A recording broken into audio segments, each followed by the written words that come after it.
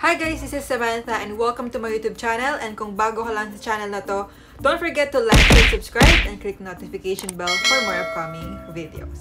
Finally, after 9 years, nagkaroon na nga ng sequel ang Inside Out, which is ang Inside Out 2. Directed by Kelsey Mann. From the maker of Toy Story, The Incredibles, Elemental, at marami pang iba, ang Pixar distributed by Disney. This time samahan ulit natin si Riley sa journey ng iba't ibang emotion niya sa kanyang brain's headquarter, kasama pa rin yung 5 emotion, plus dagdagan na sila. Kaya for today's video, mag-react tayo sa movie na Inside Out 2, pero bago ang lahat, samahan niyo muna ako sa aking Inside Out 2 journey. Arachi!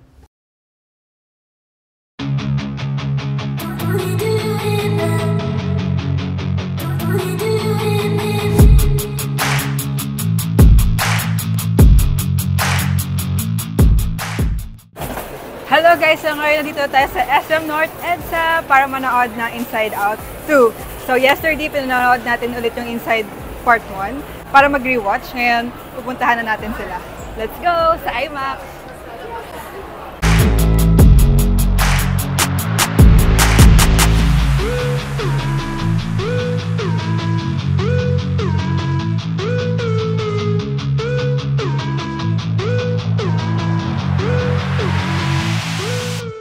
Gawin natin yung free nila na hotdog bites and drinks.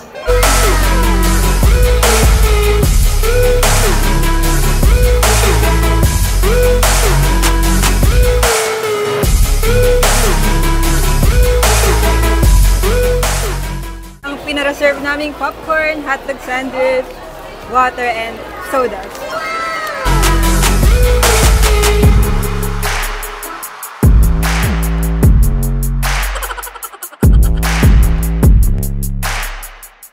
Nakapila na po tayo dito sa Inside Out 2. Haba ng pila, daming tao. Nasyempohan kasi Father's Day din. And nga pala naka-yellow kami. Because we represent joy. Because we're happy kiddos. Yeah. I-meet natin mamaya yung mga bagong characters ng Inside Out.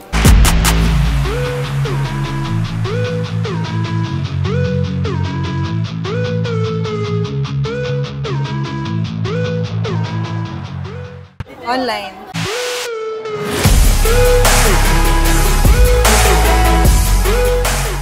We got it na, the IMAX 3D. Hey guys, dito tayo sa loob. Samahan nyo ako panoorin ang Inside Out 2 and later our reaction video.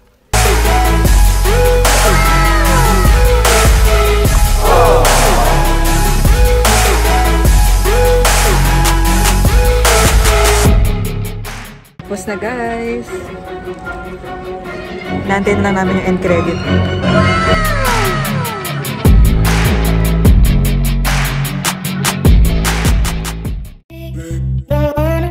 Hello guys, so ngayon dito tayo sa Krispy Kreme kasi meron silang donut for Inside Out 2. Kaso unfortunately dahil ginabi na tayo, 6:30 na, wala na sila, sold out na. Oh no! Better luck next time.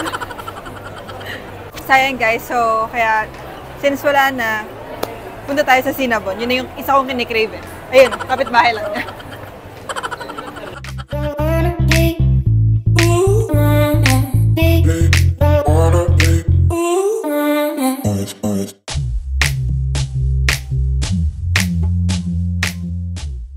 Hi guys! I'm back! Grabe guys, kahit adult na ako, sobrang nag-enjoy ako sa movie na to. From visuals, plus ang dami pang mga takeaways na i-share ko sa inyo. As we all know, Pixar movies, kapag gumawa yan talaga ng movie, hindi talaga tayo bibiguin. Laging may sense, punong-puno ng aral. Hindi lang siya entertainment, mag-iiwan pa talaga sa atin ng wisdom na maa-apply natin sa buhay. So guys, spoiler alert na tayo. This time, si Riley ay 13 years old na. Puberty stage. Sa headquarter ng brains niya, nagkaroon ng sudden demolition. Para magkaroon ng weight dahil darating na mga bagong emotions. Konting recap tayo. Sa part 1, pinakita doon na 11 years old pa lang si Riley. Nag-end yung movie na 12 years old siya. Pinakita doon yung positive role ng sadness. Na okay lang maging malungkot. Na kailangan lang mag-workout ng mga emotions. Kaya kailangan ng emotional balance. And this time, dahil 13 years old na siya, darating na ngayon yung mga panibagong emotions. Which is sobrang relatable. Dahil lahat tayo dumaan sa ganung stage. And of course, dumating na nga dito si anxiety, envy, ennui, and embarrassment. And doon tatakbo yung story. So, nagsimula na nga yung story na nagsimula yung problem nung yung mga dating emotions na 5, si joy, si sadness, anger, si fear, and si disgust, na-suppress sila. Si anxiety na yung nag-control sa head ni Riley. Daming makaka-relate dito, lalo na galing tayo sa pandemic, na ang dami nagkaroon ng anxiety attack. Even until now, kahit hindi pandemic, sa pang-araw-araw natin, kung magpapalunod tayo sa mga worries, nangingibabaw yung anxiety natin. Unang-una, kaya siya nagustuhan ng mga tao worldwide kasi relatable siya. And dito sa movie na to, it teaches us na dapat nating kontrolin si anxiety at dapat piliin pa rin natin si joy. Always remember guys that happiness is a choice. Kasi yung mga emotions natin, sila yung magdidikta ng mga actions natin, ng mga decisions natin, na may malaking factor kung magsasucceed tayo or mag-fail. Kaya for me talaga, sobrang ganda ng concept ng movie na to. Thank you sa mga genius writers ng movie na to, sa directors, sa mga voice actors, dahil talaga nabigyan nila ng buhay yung mga emotions. Imagine yung mga emotions na abstract elements lang, nagawa nilang physical character na easy to digest, na maiintindihan talaga ng all ages. The message is so powerful. Sobrang ganda talaga ng concept nila kasi napakita nila sa movie na to na kung paano mo maiintindihan lalo yung emosyon mo na dapat mong i-manage at kontrolin ang iba't ibang emosyon na nararamdaman natin. Kasi ito rin yung bumubuo ng pagkatao natin eh. Like sa movie, nung si anxiety yung nangibabaw, yung siya yung kumontrol kay Riley. Ang nasa isip ni Riley nun is, I'm not good enough. May positive impact naman si anxiety kasi may worry ka sa future, kaya ginagalingan mo, pero wag lang sosobra. Sabi nga ni anxiety dito sa movie na to, genuinely gusto lang niya talagang protektahin at pasayahin si Riley dito. Kaya that means lahat talaga ng emosyon natin ay dapat balance lang. Lahat ng emosyon pwedeng maramdaman. It's okay to be sad, it's okay to worry. Kahit yung mga negative emotions, kailangan lang talaga na hindi tayo magpakontrol at magpadala sa emosyon. Dapat manaig pa rin yung ating joy. That's why always look at the brighter side kahit gaano pa ka-difficult yung situation. This movie is really a masterpiece and magnificent. Kaya again, congrats sa lahat ng mga nag-voice over sa mga emotions na to. By the way guys, trivia, may dalawa nga palang emotions dito na dapat nandun pero tinanggal ng director.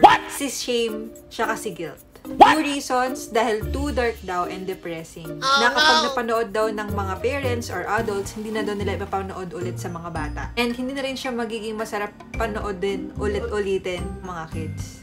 And also guys, Disney Pixar has also have fair share of struggles. Like, meron silang mga ibang animation movies na hindi masyadong pumatok sa box office. Like yung Soul, pero kasi pandemic din nun. Dahil siguro about death kasi yun, hindi masyadong maa-absorb ng mga kids. Parang that movie kasi caters more sa mga adults. And recently yung pinakabago, yung Elemental, which is nung una, hindi masyadong naging maganda yung takbo sa box office. Pero gumanda na lang din siya later on. Probably dahil sa word of mouth.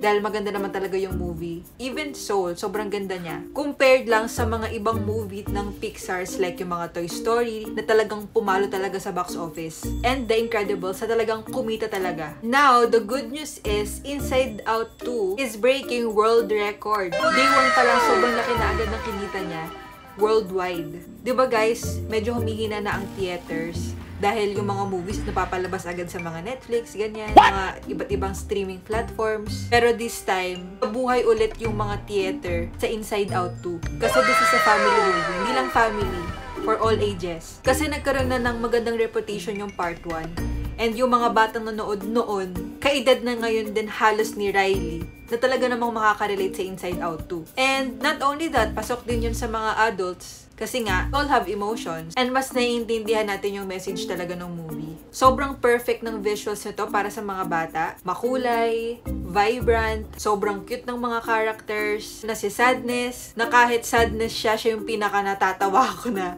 emotion. Part 1 pa lang hanggang part 2, nadagdagan pa ni embarrassment. Bagay sila ni Sadness. Kaya guys, panoorin nyo kung hindi nyo pa napapanood para alam yung tinutukoy ko. And of course, sa mga ka-age ni Riley and of course sa mga adult, marami sobrang takeaways. And of course, as always, share ko sa inyo yung mga lessons na natutunan ko dito sa movie na to. Ito yung mga hardcore lessons from Inside Out 2. As we grow up, we feel less joy. Sabi nga ni Joy mismo dito sa movie na to, which is totoo kasi diba, the more na tumatanda tayo, mas marami tayong responsibilities, mas maraming problema. Unlike nung mga bata pa tayo, we're so carefree, we're so innocent, nakadepende pa tayo sa mga parents natin. Unlike now na iniisip mo na ang mga babayarin na bills. And real talk guys, even competition sa school, sa work, hindi mawawala yan kahit hindi mo gusto, diba? Even sa relationship, marami talagang problema dyan. Pwedeng relationship sa jowa, sa friends, even sa family, diba? Habang tumatanda tayo, nagiging komplikado na lalo ang mga buhay-buhay. All feelings are valid, but choose to be happy. Guys, it's okay not to be okay. It's okay to feel our emotions. Huwag lang talaga natin kalimutan to choose happiness above all. Paano? Magagawa lang natin yan by counting our blessings. Attitude of gratitude. Anxiety is real, but do not let it be the sole driver of your life. Huwag mo hahayaan na ang anxiety mo ang magkocontrol sa'yo. You have to manage it and overcome it. Lahat tayo na-experience ang anxiety, pero kailangan talaga nating ipaglaban si Joy. Remember guys, always surrender all your worries to God and you will find strength. Do not change yourself just so you can fit in. Make new friends, but never abandon the old ones. Always be true to yourself. Hindi mo kailangang magbago para lang tanggapin ka ng ibang tao. And huwag mong kakalimutan yung mga dati mong friends na tumanggap sa'yo, totoong pagkatao mo. All emotions make us who we are.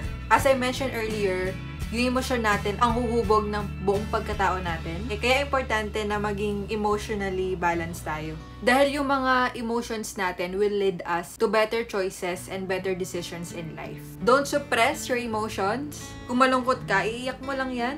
Because that will make you feel better.